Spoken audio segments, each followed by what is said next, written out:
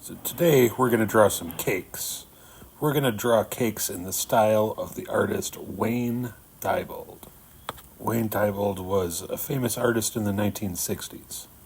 During this time in the 1960s, people were making art like this. Wayne Diebold didn't think everybody would like this, and he wanted to make art that everybody would like. So he made a lot of these cake pictures with repeating shapes. Looks delicious to me. He thought this art was for everybody, and everybody would like it, because everybody likes cakes and sweets. But it's really just about making shapes, and making 3D shapes. And that's what we're going to concentrate on today. We're going to make 3D cakes, and we're going to learn how to draw 3D shapes, or forms, in our artwork, just like Wayne Diebold. So when I look at this garbage can right here, I know that the top of it is a circle. But if I look at that circle from the side, what does it look like? It looks more like an oval. I'm going to do the same thing with this tape. When I look straight down at it, it's a circle. But when I look at it from an angle, it looks like an oval. So we're going to start with a pencil. I'm going to make an oval for the top of the cake. I'm not pushing very hard. I'm just kind of holding my pencil loosely and just going over my lines just to make a good oval. Might take some practice. Now we're going to draw this cake kind of like it's clear, like it's transparent. So I'm going to make an oval just like I did for the top of the cake for the bottom. It can go right through the other oval. Now in the right and left edges of the oval, I'm going to make lines connecting the two ovals. This is going to make it look like a transparent cylinder, and that's what we're looking for right now. So let's look at the top oval I have. We are going to take a little slice of our cake out of here. So I'm going to make a little triangle coming from one side and the other side of my top oval. Then I'm going to do the same for my bottom oval. This is how we're going to make it look like a piece of cake is taken out of our cake. And I'm going to connect the lines vertically up and down so it looks like one piece of cake is taken out of our larger cake. Now let's put it on a plate or something. Now a plate will also be a circle, so if I'm going to look at it from this angle, it will also look like an oval. So I'm going to make an oval for my plate under my cake. After that, I'm going to make a line kind of for the edge of the table. Just kind of right behind my cake. I'm going to stop when I get to my cake and then pick it up on the other side. And there I go. There's a see-through cake right there. If you break it down to those steps, it's easier than you think. And I'm going to put another little line in right in the middle. And maybe some other lines like it's a layered cake, like, there's a layer of frosting between two cakes. That looks good to me. So let's go start coloring. You could do this with crayons, but I am using oil pastels on mine. I'm doing this because I'm going to blend in some highlights. I'm going to put some shadows in later. And I'm going to do some blending of pastels to do that. I'll show you that in a little bit. But for right now, I'm just kind of coloring the different sections of my cake. First, I'm going to do my sides. Maybe it's got a red frosting on the side. And then after that, I am going to do this kind of layer in the middle. Maybe it's two cakes on top of each other, like a layered cake. Some cakes are like that. So I'm going to put this kind of layer of cream in the middle right here.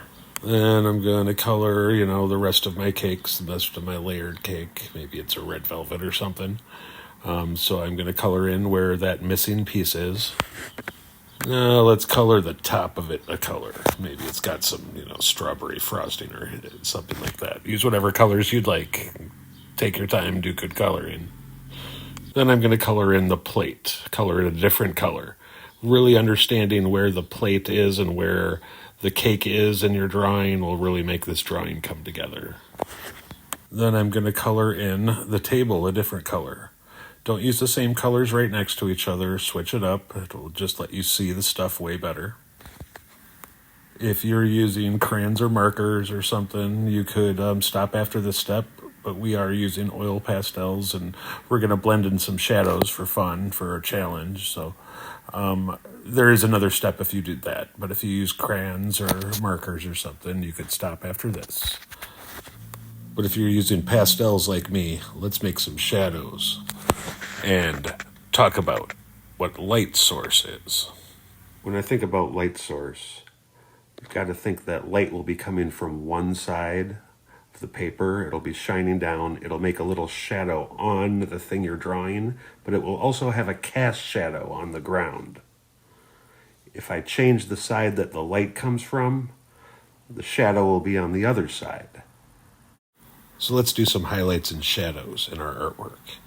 I am going to say that the light is coming in from the right side of my drawing. So I'm going to add the place where the light's hitting it, the brightest parts, kind of in the front right here with some white. I'm just using a white pastel right over the colors I'm using.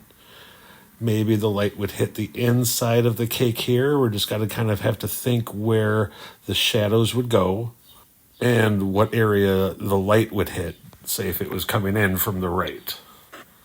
Now, some artists will do this with their fingers. I don't really like the way that feels, so I use a paper towel most of the time. Sometimes I use my fingers, but I am going to blend that lighter pink, that lighter tint on my artwork into the rest of the artwork. I'm just going to kind of pull that color across my drawing.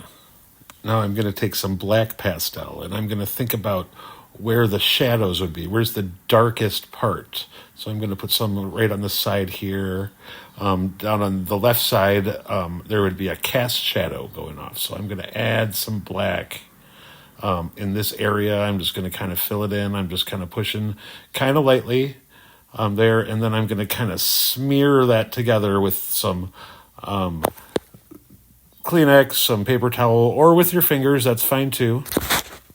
And then I'm just going to keep doing that kind of stuff. I'm going to think about where the shadows would be, what would be blacked off from the light, and I'm going to make that area darker, and I'm going to think about areas that have more light, and I'm going to make them lighter with my blending.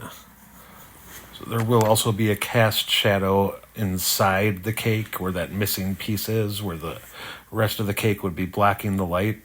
So I'm going to make a little area kind of darker there where I do some blending.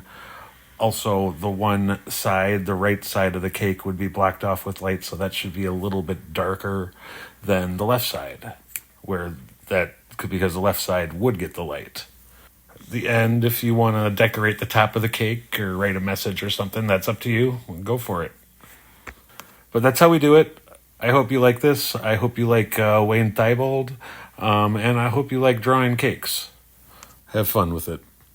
This was Mr. Weldon.